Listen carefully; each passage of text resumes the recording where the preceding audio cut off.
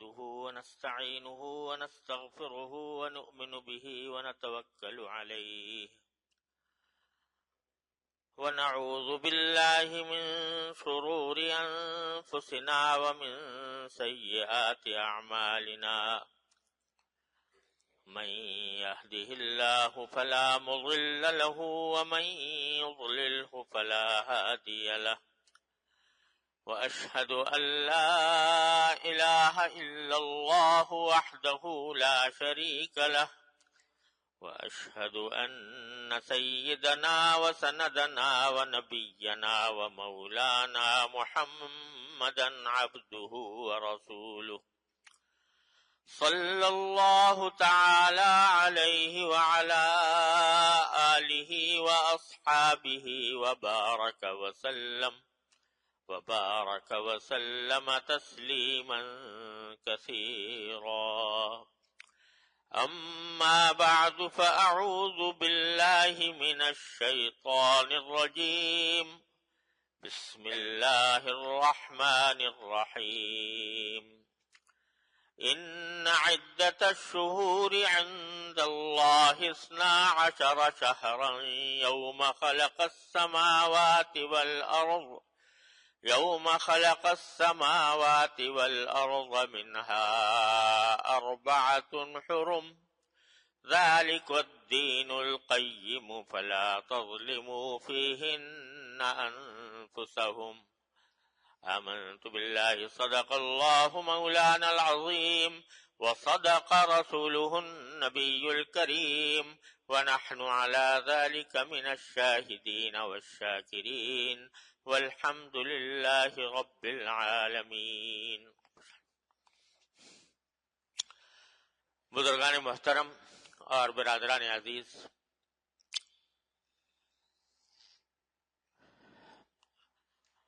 چونکہ محرم کا مہینہ چل رہا ہے اور چند دن کے بعد عاشورہ کا دن آنے والا ہے، اس لیے میں نے جو قرآن کریم کی مختلف سورتوں کی تفسیر کا سلسلہ شروع کیا تھا اس کو اس جمعہ کے لیے موقوف کر کے کچھ باتیں محرم کے بارے میں عرض کرنی ہے. یہ محرم کا مہینہ اللہ تبارک و تعالی نے اس کو ایک خصوصی حرمت عطا فرمائی ہے، اسی لیے اس کو محرم کہا جاتا ہے. محرم کے معنی عربی زبان میں ہوتے ہیں وہ چیز جس کو حرمت بخشی گئی ہو. حرمت کے معنی عظمت، تقدس، پاکیزگی. جس چیز کو حرمت بخشی گئی ہو اس کو محرم کہتے ہیں عربی زبان میں. اور اس مہینے کو محرم اسی لیے کہا جاتا ہے کہ اللہ تبارک و تعالی نے اس کو خصوصی حرمت عطا فرمائی.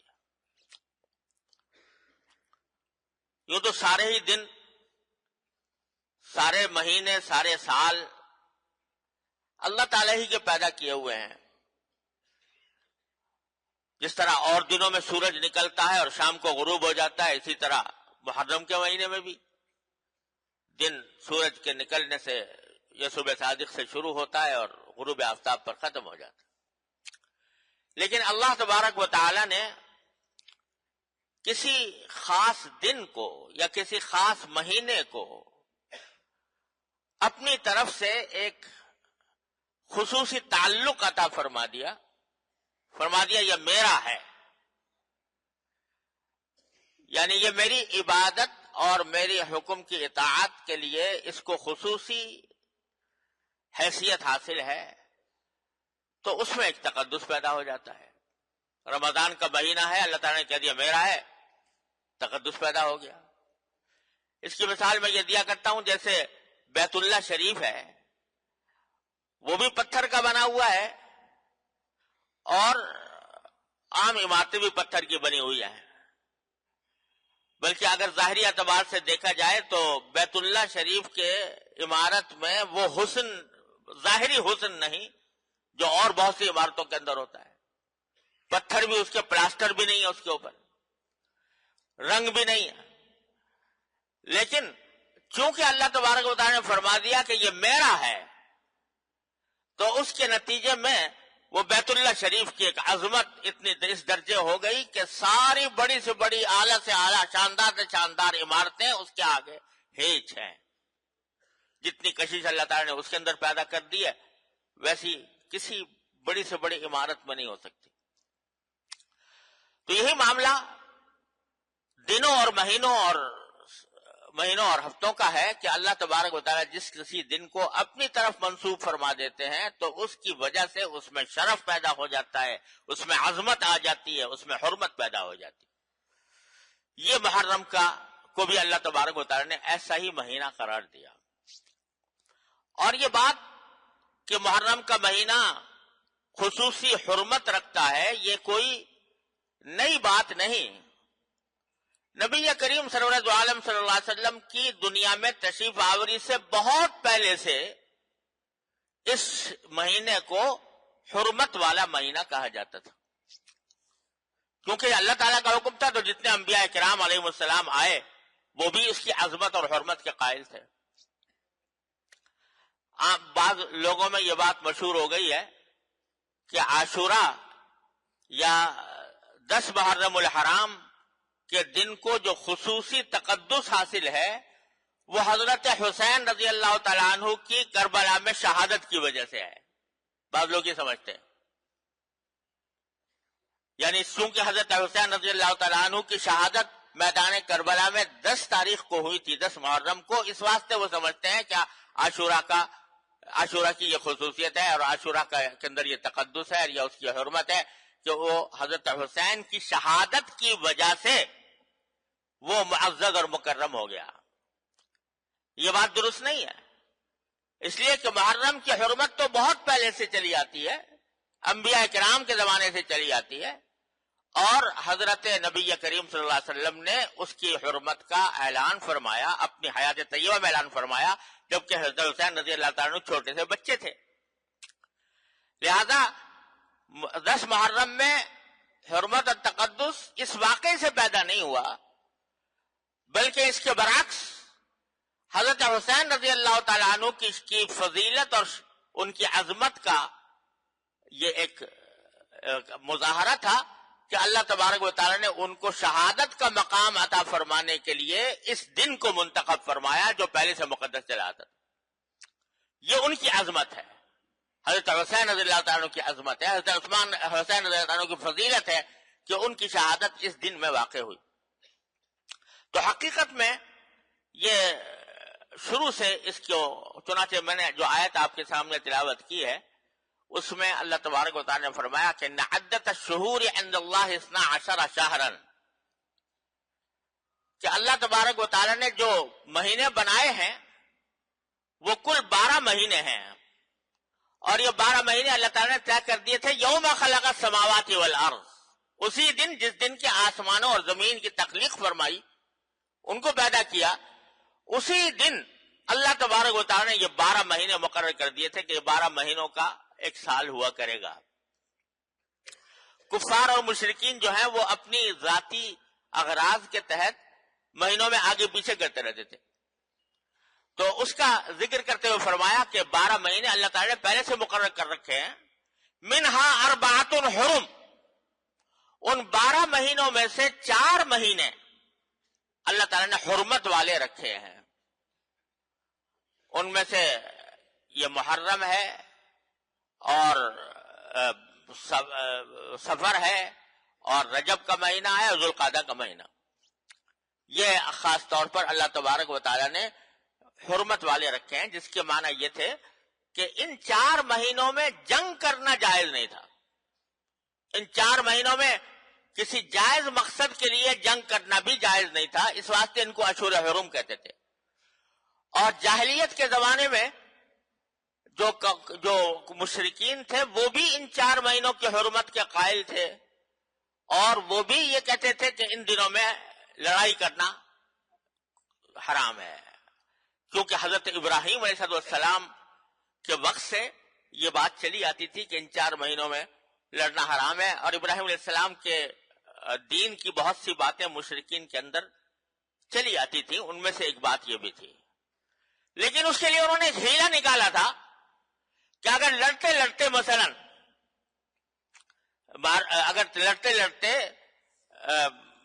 چاند طلوع ہو گیا محرم کا مثال کے طور پر، تو وہ یہ کہتے تھے کہ بھائی اب لڑنا تو بڑا ضروری ہے اور محرم کا مہینہ آ گیا جس میں لڑائی ہو نہیں سکتی، لہذا ایسا کرتے ہیں کہ اب کے یہ آپس میں طے کر لیتے ہیں کہ اب کے محرم کا مہینہ جو ہے وہ سفر کے مہینے کے بعد آئے گا. یہ جو مہینہ اب شروع ہو رہا ہے چاند، یہ محرم کے بجائے ہم اس کو سفر کا مہینہ قرار دے دیتے ہیں، اور پہلے سفر آئے گا اور پھر محرم آئے گا. یہ آپس میں طے کر لیتے تھے. اس کو قرآن کریم نے ذکر کیا انما النسیء زیادۃ فی الکفر، یہ کفر کی بات ہے. اللہ تعالیٰ نے تو جو مہینے مقرر کر رکھے ہیں جس ترتیب کے ساتھ اسی ترتیب کے ساتھ آئیں گے، تمہارے آگے پیچھے کرنے سے وہ اس میں کوئی فرق نہیں پڑتا. لہذا یہ 4 مہینے جو حرمت والے ہیں ان کی حرمت کا لحاظ رکھنا بڑا ضروری ہے. تو یہ حکم دیا قرآن کریم نے، اور انہی میں سے محرم کا مہینہ سب سے مقدم مہینہ ہے. اور اس کے بارے میں حدیث میں آتا ہے کہ رسول کریم صلی اللہ علیہ وسلم نے 10 تاریخ کو روزہ رکھنے کا حکم دیا تھا. شروع میں جب تک رمضان کے روزے فرض نہیں تھے اس وقت تک یہ عاشورہ یعنی 10 محرم کا روزہ فرض کر دیا گیا تھا. جس طرح رمضان کے روزے فرض ہیں، عاشورہ کا روزہ بھی فرض ہے. لیکن بعد میں جب رمضان کا حکم آ گیا اور رمضان کے روزے فرض کر دیے گئے تو عاشورہ کی فرضیت ختم کر دی گئی. اب فرض نہیں ہے، لیکن اس کو باعث اجر، باعث فضیلت، باعث ثواب قرار دیا گیا. یہاں تک کہ ایک حدیث میں رسول کریم سرور دو عالم صلی اللہ علیہ وسلم نے فرمایا کہ 10 تاریخ کا جو یہ روزہ ہے 10 محرم کا، اس کے بارے میں مجھے اللہ تعالیٰ کی رحمت سے امید یہ ہے کہ جو شخص یہ 10 تاریخ کا روزہ رکھے تو اللہ تبارک و تعالیٰ اس کے 1 سال کے گناہوں کا کفارہ کر دیتے ہیں. 1 سال کے گناہوں کا کفارہ کرتے ہیں. یہاں ہی میں بتا دوں کہ جن جن اعمال کے لیے یہ فرمایا جاتا ہے کہ یہ گناہوں کا کفارہ کر دیتے ہیں، اس سے مراد صغیرہ گناہ ہے. کبیرہ گناہ کا قاعدہ یہ ہے کہ بغیر توبہ کے معاف نہیں ہوتے، اور حقوق العباد، بندوں کے جو حقوق ہیں وہ صرف توبہ سے بھی معاف نہیں ہوتے اور ان اعمال سے بھی معاف نہیں ہوتے جب تک کہ صاحب حق کو اس کا حق ادا نہ کر دیا جائے، حقدار کو اس کا حق نہ پہنچا دیا جائے، یا وہ خوشی سے، خوش دلی سے معاف نہ کر دے، اس وقت تک وہ معاف نہیں ہوتا. تو یہ جو کہا گیا کہ 1 سال کے گناہ معاف ہو جاتے ہیں، مطلب یہ کہ صغیرہ گناہ اس سے معاف ہو جائیں گے 1 سال کے. اگر کوئی کبیرہ گناہ کیا ہے تو اس کے لیے توبہ کرنی ضروری ہوگی. اور ایک اور حدیث میں رسول کریم صلی اللہ علیہ وسلم فرمایا کہ یہ روزہ جو ہے اور محرم کے روزے یہ رمضان کے بعد سارے سال میں سب سے زیادہ افضل روزہ ہے. اس لیے یہ ایک اہم بات ہے. اور بعض روایات سے یہ معلوم ہوتا ہے کہ نبی کریم صلی اللہ علیہ وسلم جب مدینہ منورہ تشریف لائے تو دیکھا کہ وہاں کے یہودی جو ہیں وہ عاشورہ کے دن روزہ رکھتے ہیں 10 محرم کو، یہودی بھی. آپ نے پوچھا کہ بھئی کیوں رکھتے ہو تم 10 تاریخ کو روزہ کیوں رکھتے ہو؟ تو انہوں نے جواب میں یہ کہا کہ یہ 10 محرم وہ تاریخ ہے جس میں اللہ تبارک و تعالیٰ نے حضرت موسیٰ علیہ السلام کو فرعون سے نجات بخشی تھی، اور یہی تاریخ ہے جس میں فرعون بحر احمر میں غرق ہوا، اور اسی تاریخ میں حضرت موسیٰ علیہ السلام کو فرعون سے نجات ملی اور پھر وہ اپنی قوم کو لے کر صحرائے سینا کی طرف روانہ ہوئے. تو چونکہ فرعون غرق ہوا اور نبی حضرت موسیٰ علیہ السلام کو آزادی اور فرعون کی غلامی سے بنی اسرائیل کو آزادی ملی، اس کی خوشی میں ہم اس روز روزہ رکھتے ہیں. تو نبی کریم صلی اللہ علیہ وسلم نے فرمایا کہ بھئی موسیٰ علیہ السلام کو جو فرعون سے نجات ملی یہ تو ہمارے نزدیک بھی بہت بڑا اہم واقعہ تھا، لہذا ہم بھی روزہ رکھیں گے. صحابہ کرام کو آپ نے روزے کا حکم دیا، اور پھر بعد میں اللہ تبارک و تعالیٰ نے اس کو فرض کر دیا. ان دنوں میں. تو اس سے معلوم ہوتا ہے کہ عاشورہ میں یہ بھی واقعہ عاشورہ سے وابستہ ہے کہ موسیٰ علیہ السلام کو اللہ تعالیٰ نے فرعون سے نجات عطا فرمائی تھی. بعض اور باتیں بھی مشہور ہیں لوگوں میں کہ یہ وہی دن ہے جس میں حضرت ابراہیم علیہ السلام کو آگ میں ڈالا گیا تھا اور آپ اس میں سے صحیح سالم نکل آئے تھے. یہ وہی دن ہے جس میں حضرت آدم علیہ السلام کو زمین پر اتارا گیا. یہ وہی دن ہے جس میں نوح علیہ السلام کی کشتی جو ہے وہ طوفان سے نجات پا کر کسی پہاڑ پر آ کر ٹک گئی. یہ باتیں لوگوں میں مشہور ہیں مگر اس کی کوئی مستند بنیاد نہیں ہے, کوئی مستند روایت نہیں ہے کہ جس سے یہ باتیں معلوم ہوتی ہوں. ایسے لوگوں میں مشہور ہو گئی ہیں.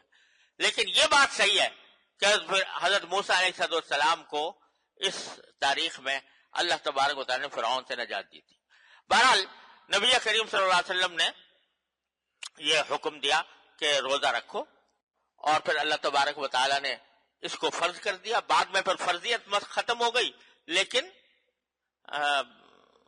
اس کی سنیت اور اس کا استحباب اور اس کا باعث و ثواب ہونا یہ باقی رہا, اور یہ قیامت تک عاشورہ کے دن روزہ رکھنے کی فضیلت قائم رہے گی انشاءاللہ. البتہ اس میں نبی کریم صلی اللہ علیہ وسلم نے ایک تصرف فرمایا. وہ یہ فرمایا کہ بھئی عاشورہ کا روزہ تو بے شک رکھو, لیکن چونکہ یہودی لوگ بھی عاشورہ کے دن روزہ رکھتے ہیں, لہذا کہیں ایسا نہ ہو کہ تمہاری ان کے ساتھ مشابہت پیدا ہو جائے, یعنی تم بھی یہودیوں کے مقلد بن جاؤ, یہودیوں کے مشابہ بن جاؤ. تو ان کی مشابہت کو ختم کرنے کے لیے آپ نے فرمایا کہ صرف تنہا عاشورہ کا نہ رکھو, بلکہ اس کے ساتھ 9 تاریخ کو یا تو ملا لو یا 11 تاریخ کو ملا لو. یعنی 9 تاریخ کو ملا کر 9 اور 10 کا روزہ رکھو, یا 11 تاریخ کو ملا کر 10 اور 11 کا روزہ رکھو. ایک دن کے بجائے 2 دن رکھو, تاکہ یہودیوں کے ساتھ مشابہت پیدا نہ ہو.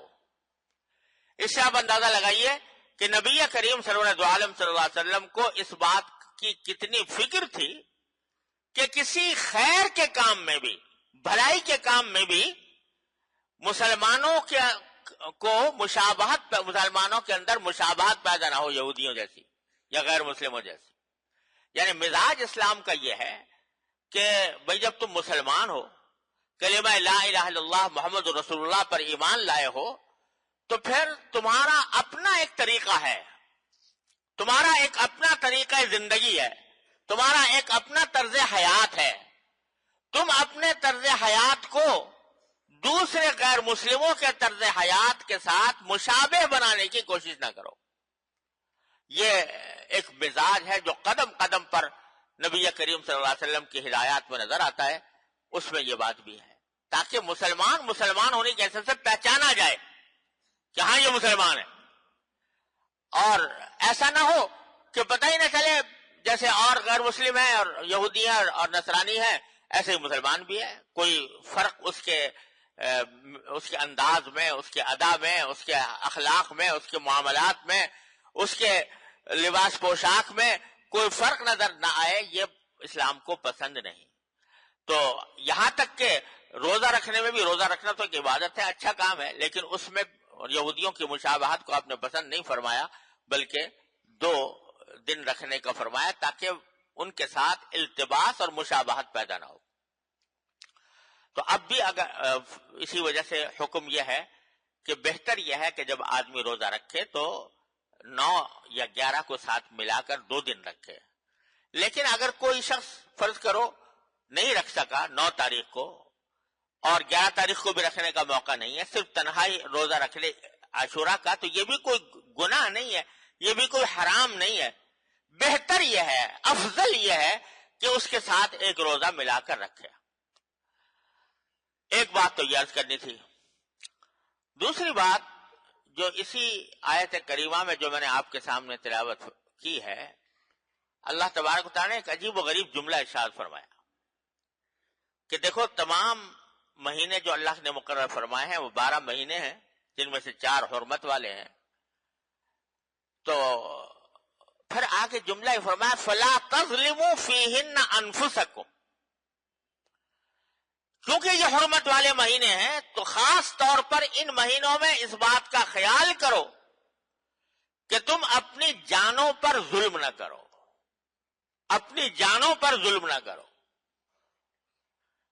یہ بڑا وسیع اور بڑا ہی عام قسم کا ارشاد ہے جو اللہ تبارک و تعالیٰ نے ارشاد فرمایا کہ دیکھو ویسے تو کبھی بھی اپنی جان پر ظلم نہیں کرنا چاہیے، لیکن ان 4 مہینوں میں خاص طور پر جو حرمت والے مہینے ہیں اپنی جان پر ظلم نہ کرو.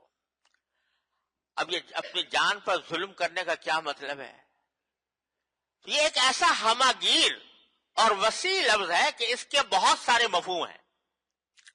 ایک مفہوم تو اس کا یہ ہے جو قرآن کریم میں بکثرت استعمال ہوا ہے کہ بھئی اس بات کا خاص خیال رکھو کہ خاص طور سے ان مہینوں میں کوئی گناہ کا کام، نافرمانی کا کام سرزد نہ ہو، کیونکہ قرآن کریم نے کئی مقامات پر گناہ کو اپنی جان پر ظلم کرنے کے معنی میں استعمال کیا ہے.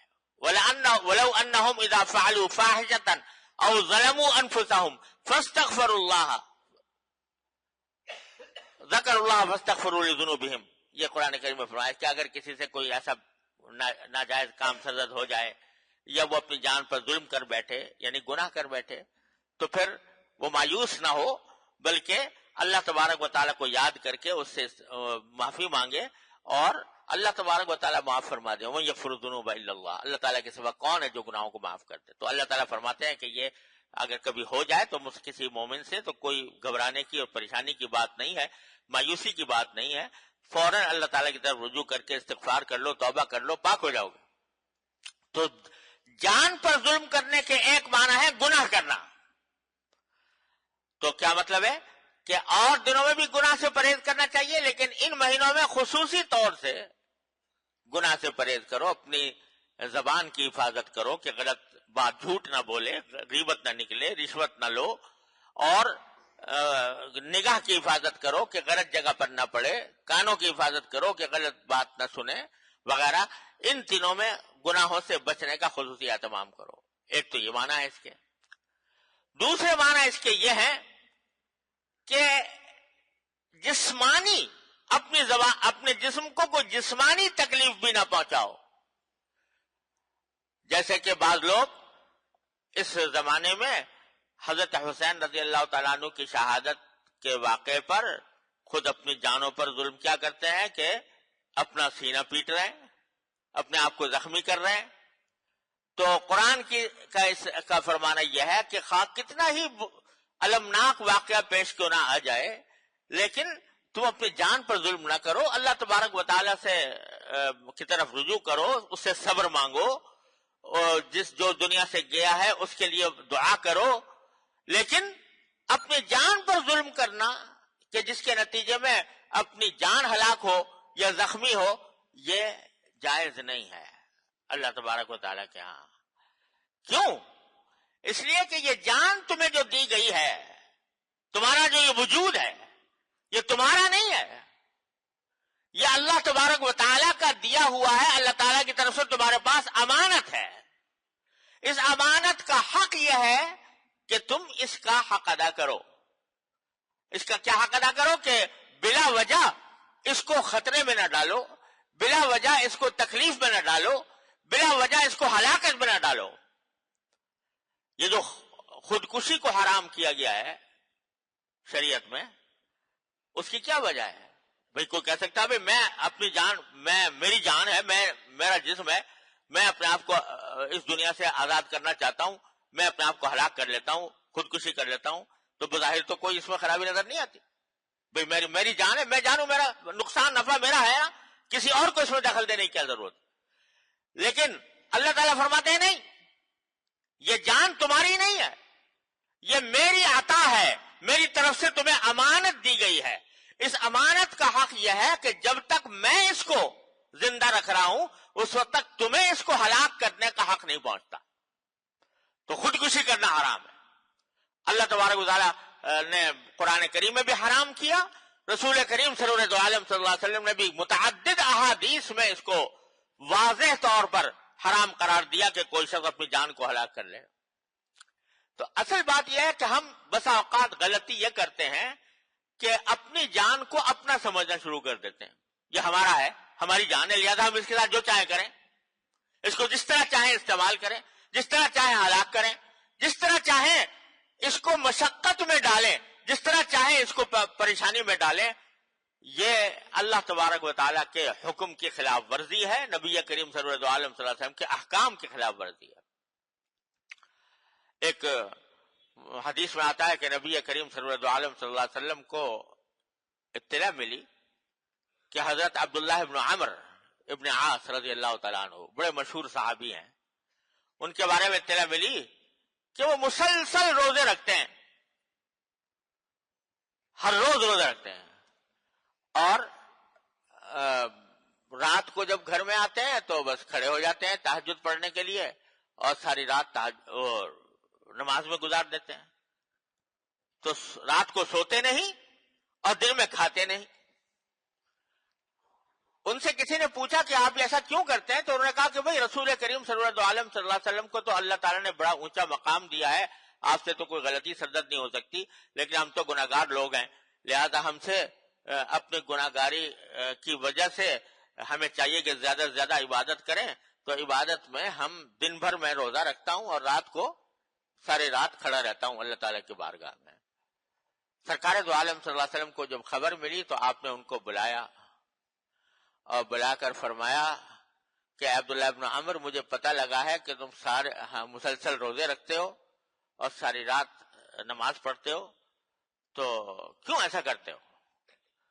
تو انہوں نے یہی بات کہی کہ یا رسول اللہ، مجھے خیال ہے کہ میں اپنی نیکیوں میں اضافہ کروں، پتہ نہیں کتنے گناہ ہوں گے وہ اس طرح معاف ہوں گے.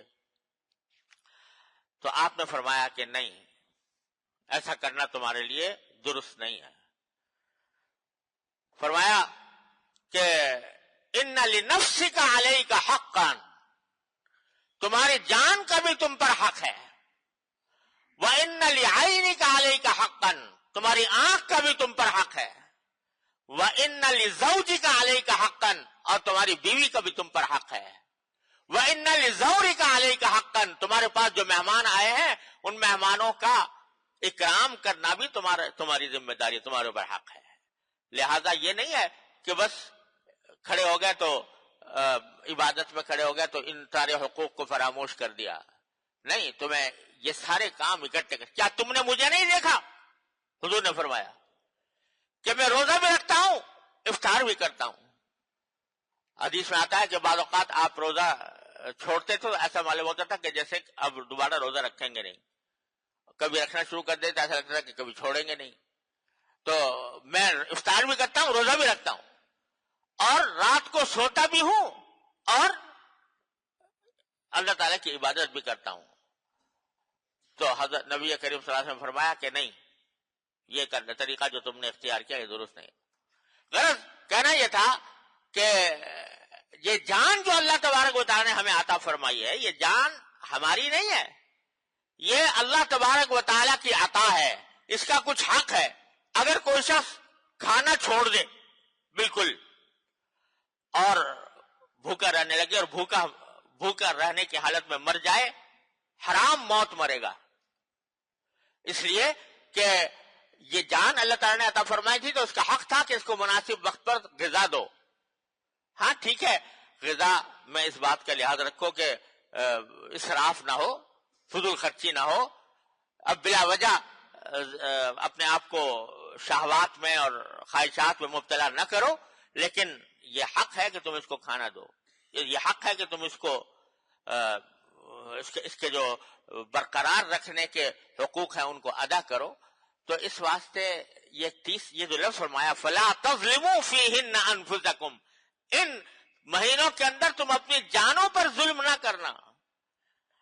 تو نہ گناہ کرو، نہ اپنی جان کو ہلاکت میں ڈالو، اور نہ کوئی ایسا کام کرو جس سے جان کا حق فوت ہو اور جس کی وجہ سے جان خطرے میں پڑ جائے.